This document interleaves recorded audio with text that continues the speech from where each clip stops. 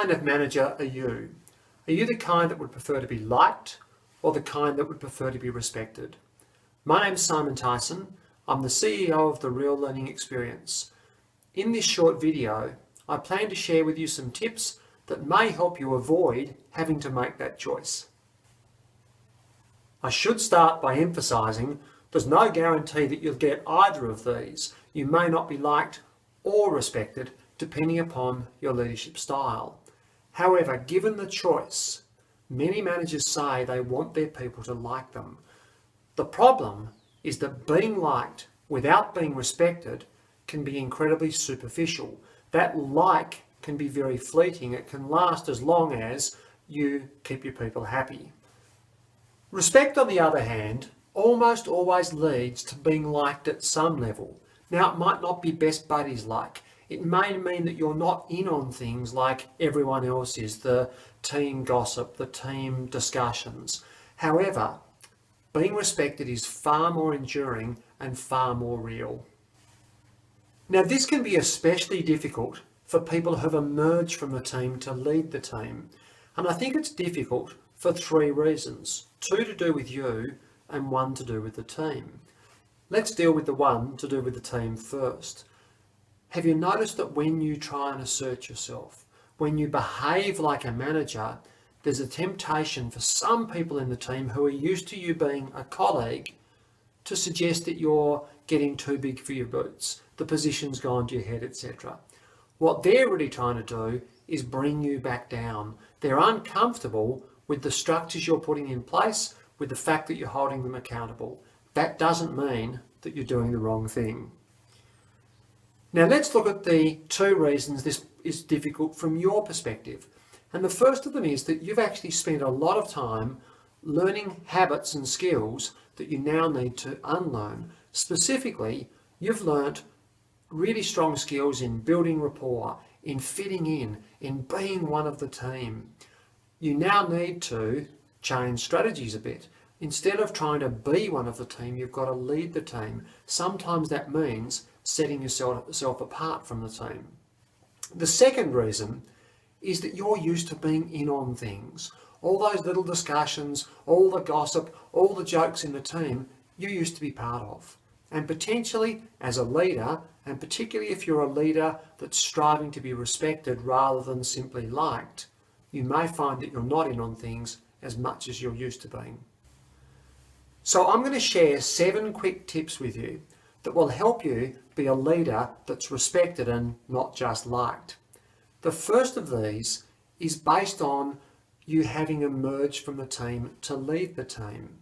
It's a difficult transition, and some leaders, some managers, particularly first-time managers, are tempted to overcorrect. They go from being one of the team to being a dictator of the team. If you feel tempted to take that really dominating approach, it's often based on a lack of confidence, on some insecurities about this transition you're making from being a team member.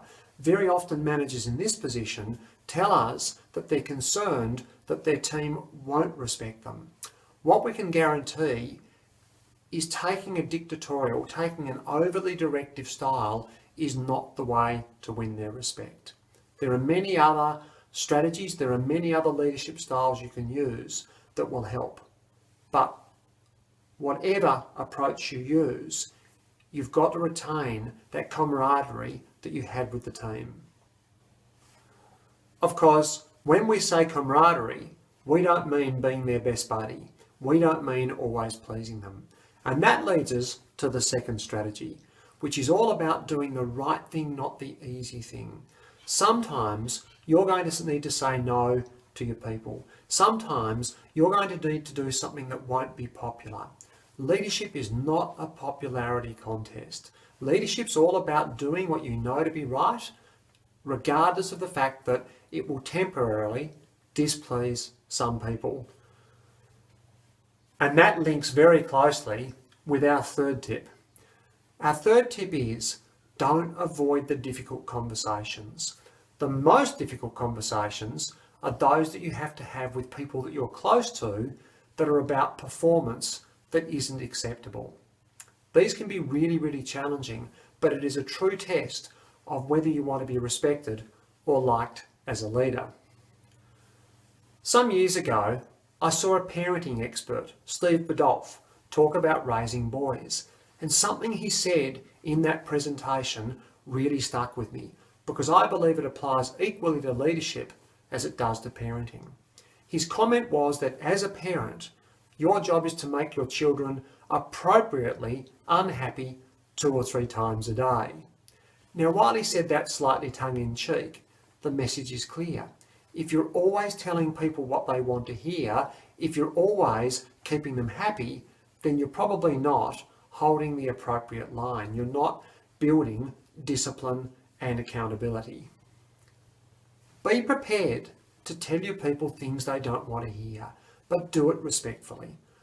Either avoiding those conversations or handling them badly will lead to a reduction in respect. Now, my 4th tip is whatever you do, don't play favourites. Many years ago, I worked for a sales manager who had favourites in the team. It was clear, it was well known that those were the people he ate lunch with each day, that those were the people he gave favourable treatment to. Ironically, neither those people nor the rest of us had any respect for this manager. We realised that he was making decisions based on that favouritism and not based on what was appropriate, what was right, what was effective, or what was likely to produce productive outcomes. Of course, it's inevitable that you will end up leading some people that you like more than others. That's just human nature. However, a great philosophy for you to adopt as a leader is that all of your people are equal but different. Now, the way this concept of equal but different might play out could be, for example, with one staff member who needs a bit of flexibility with their arrival time because of family circumstances. You may not give that same flexibility to another person, but you may cut them some slack in another area. Now, the 5th strategy is probably again one for people who have emerged from the team to lead the team. And it's all about communicating the difficulty you're having. You can bet that if this transition is difficult for you, it's difficult for the people that used to work alongside you. I suggest that you sit down and have an open, honest conversation with them about the transition, about the challenges that both sides are experiencing, and about potential ways to move past them.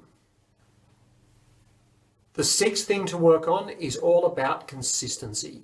Consistency in your fairness, consistency in your temperament, and consistency in your decisions. Going back to the temperament one for a moment, are your people coming to see you wondering which you they're going to discover that day, or are they fairly confident that whenever they approach you, they're going to get a similar sort of response? Looking at the consistency of decisions, this is about not flip-flopping around. This is about not giving people answers they want rather than the answers that are right. The challenge you have if you get into that pattern is you'll give one person an answer to keep them happy, you'll give another person a completely different answer to keep them happy, and that comes across as weak and wishy-washy. Now, our 7th strategy is all about sticking to your guns. This doesn't mean being bloody-minded. This doesn't mean refusing to accept ideas, input, suggestions, etc.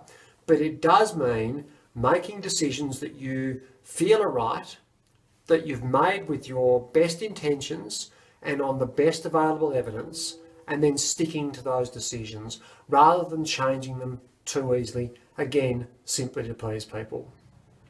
If you apply the 7 strategies we've talked about in this short video, I'm confident that you'll be a leader who's both respected and liked. As always, if you've enjoyed this video, please subscribe so that you receive an alert every time we release a new video, article, or resource. Thank you again for watching.